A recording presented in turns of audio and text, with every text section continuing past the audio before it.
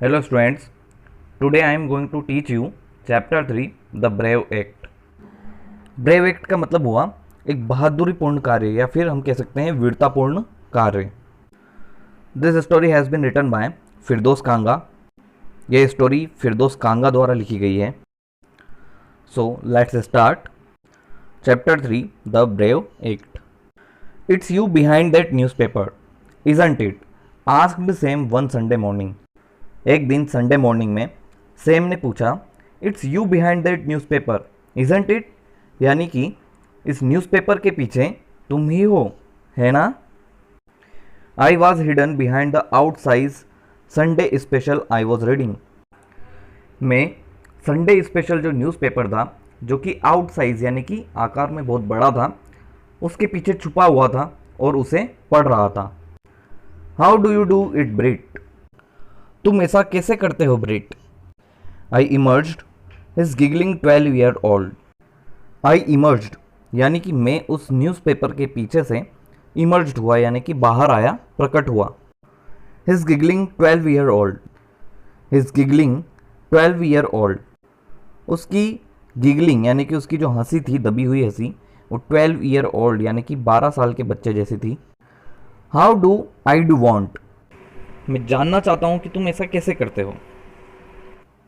Live you seem to be quite happy, are you?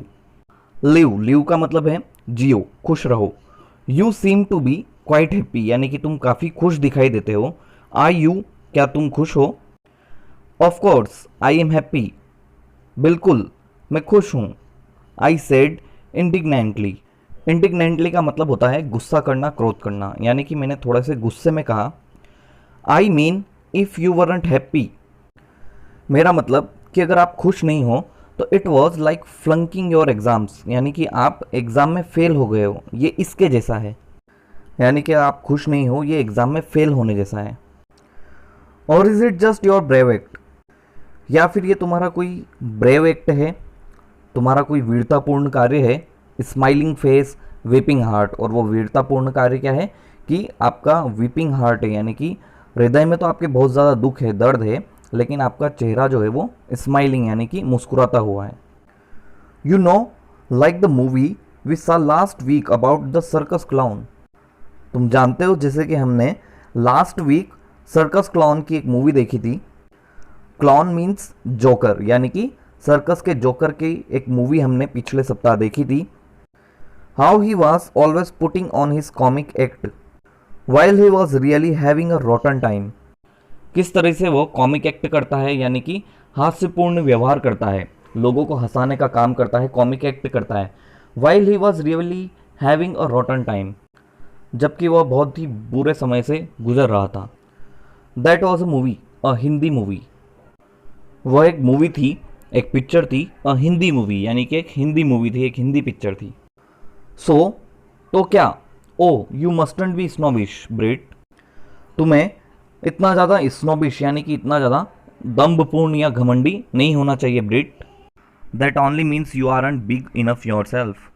इसका मतलब यह है कि तुम इतने बड़े नहीं हुए हो. Oh God I didn't mean big enough, I am really sorry. Oh God मेरा मतलब इतना बड़ा होने से भी नहीं है. आई एम रियली सॉरी, मैं माफ़ी चाहता हूँ. He lifted me carefully on to his lap. उन्होंने मुझे सावधानीपूर्वक अपनी लैप में यानी कि अपनी गोदी में उठाया. I was always sitting on people's lapse. मैं हमेशा से लोगों की गोदी में बैठा करता था. एट द मूवीज़ यानी कि जब मैं मूवीज़ देखने जाता था. When a tall bald man और a fat fuzzy hair lady took the seat in front of mine.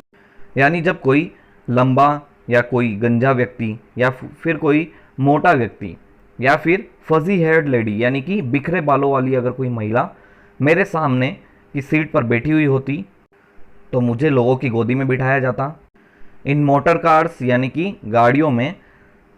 So that I could see the passing view यानी कि गाड़ियों में भी मैं गोदी में बैठा करता था ताकि मैं पासिंग व्यू देख सकूं. पासिंग व्यू का मतलब हुआ कि जो गुजरता हुआ जो दृश्य होता है, कार में से जब बाहर की तरफ देखते हैं तो जो पासिंग व्यू होता है, गुजरता हुआ दृश्य, उसे देख सकूं.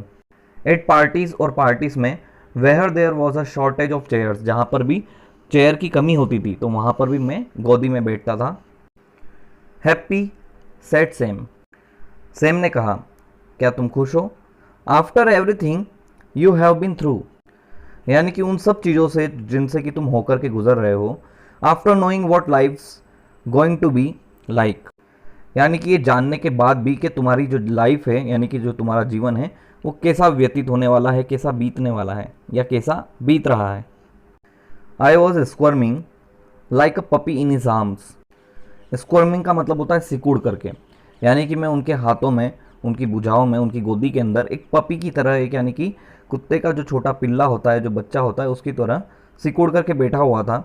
No one likes being asked things like that, कोई भी इस तरह की चीज़ें पूछा जाना पसंद नहीं करता है।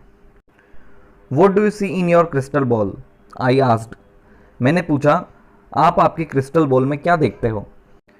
वेल ही सेड, उन्होंने कहा, and his eyes were sad as death, उनकी आंखें बहुत ज़्यादा दुखी थी, जैसे कि डेथ यानी कि किसी की मृत्यु हो चुकी हो। Fractures for a few more years, कुछ और सालों तक फ्रैक्चर्स रहेंगे। देन आई सपोज, फिर मुझे लगता है, यू विल स्टडी, यानी कि तुम पढ़ाई कर सकोगे। But you want get a job, लेकिन तुम्हें जॉब नहीं मिलेगी। यू नो, तुम जानते हो, it's very tough getting a job this days, यानी कि इन दिनों जॉब मिलना बहुत ही मुश्किल काम है। I see the young boys, मैं जवान लड़कों को देखता हूँ, who come to the bank, जो कि बैंक आते हैं, विद देयर एप्लीकेशंस, यानी कि अपनी एप्लीकेशंस लेके, अपने आवेदन लेकर के। Some of them have their MS, यानी कि उनमें से कुछ MA किए हुए होते हैं। And they are healthy and good looking, और वो बहुत ज़्यादा स्वस्थ और अच्छे दिखाई देते हैं। They are trying for a job that will pay them 800 rupees a month, वो ऐसी जॉब के लिए ट्राई कर रहे होते हैं that will pay them 800 rupees a month, जो कि उन्हें महीने के 800 रुपये पे कर सके।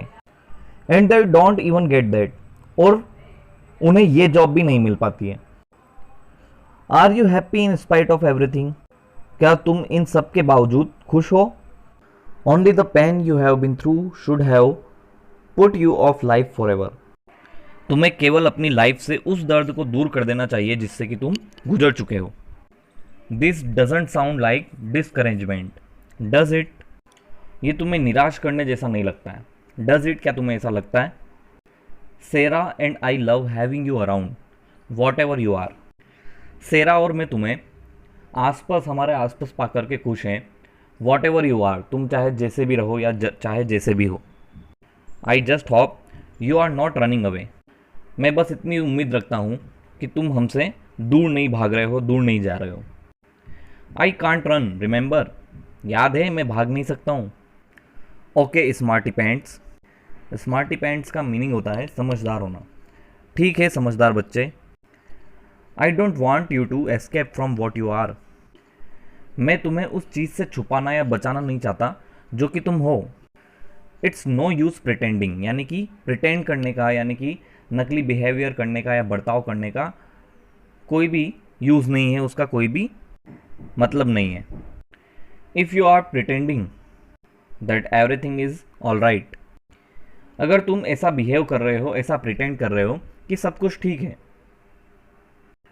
तो ऐसा करने का कोई भी मतलब नहीं है। बिकॉज इट इजंट, क्योंकि सचमुच में ऐसा है ही नहीं। Did he have to remind me, क्या उसे ये चीज़ मुझे याद दिलानी पड़ी? कौन सी चीज़? कि सब कुछ ठीक नहीं है, इस चीज़ के बारे में क्या उसे मुझे याद दिलाना पड़ा? I know he meant it kindly, मैं जानता हूँ कि वो इतना रूड नहीं है, यानी कि वो बहुत ज़्यादा काइंडली है, यानी कि उसका बिहेवियर बहुत ज़्यादा काइंड है।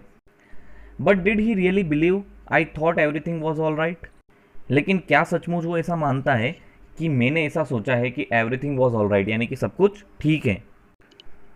When everything meant something like this, अगर सब कुछ का मतलब इन चीज़ों से है, जैसे कि प्लेइंग कार्ड्स, यानी कि कार्ड्स खेलने से, slamming my way to victory, और जीत के लिए मेरा रास्ता रुकने से या मेरे हारने से, गैदरिंग द कार्ड्स, यानी कि कार्ड्स इकट्ठा करने से, bending to pick up one that had fallen on the floor, और एक कार्ड जो कि फ्लोर के ऊपर गिर चुका हो उसको उठाने से और उसको उठाने के लिए झुकने से है।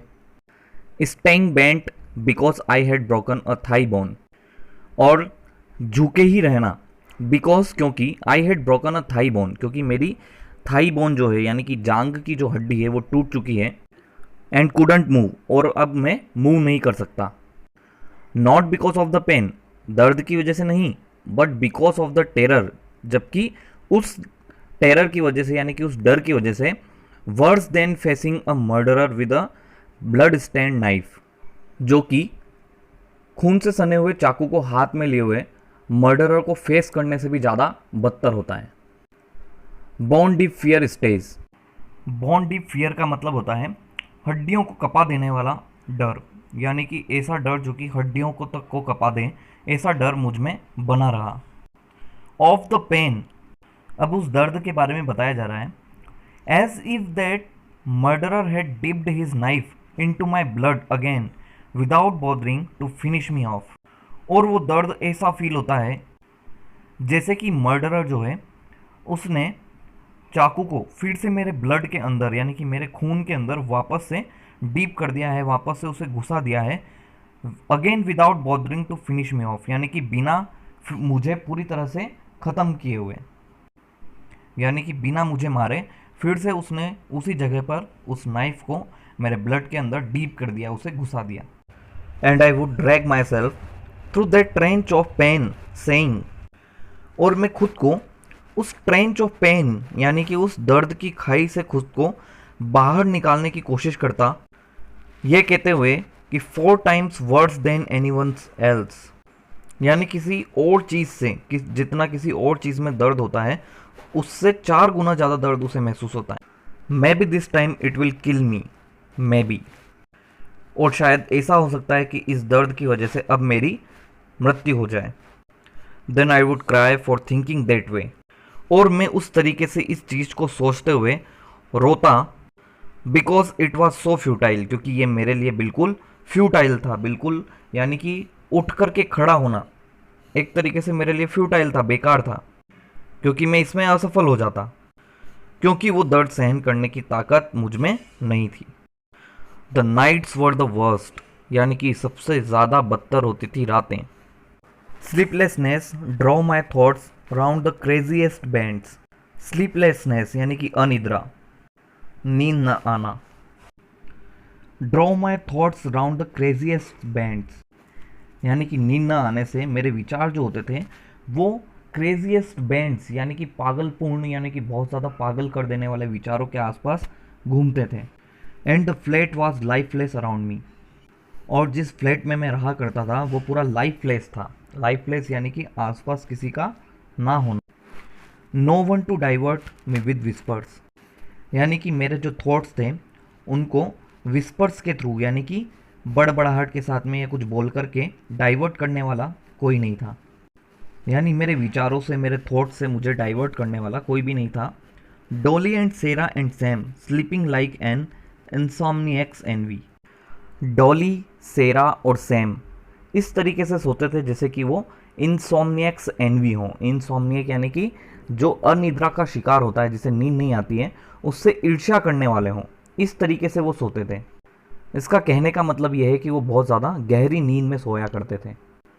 As exhausted as their broken child, यानी कि वो इस तरीके से सोते थे जैसे कि अब उनका जो चाइल्ड है यानी कि उनका जो बच्चा है, कहने का मतलब यहाँ पर राइटर अपनी खुद की बात कर रहा है कि जैसे कि राइटर इस दुनिया में एग्जिस्ट ही नहीं करता है, वो ख़त्म हो गया है, और जैसे कि उनको उसकी बिल्कुल भी परवाह न हो। Then someone would wake to ask if I wanted a sip of water and I would say yes even if I didn't want any. फिर कोई मुझसे पूछता if I wanted a sip of water, क्या मुझे पानी का एक SIP चाहिए या मुझे पानी चाहिए, एंड आई वुड से, और मैं कहता यस हाँ, even if I didn't want any, चाहे मुझे पानी चाहिए हो या ना चाहिए हो, मैं उसे हाँ कहता।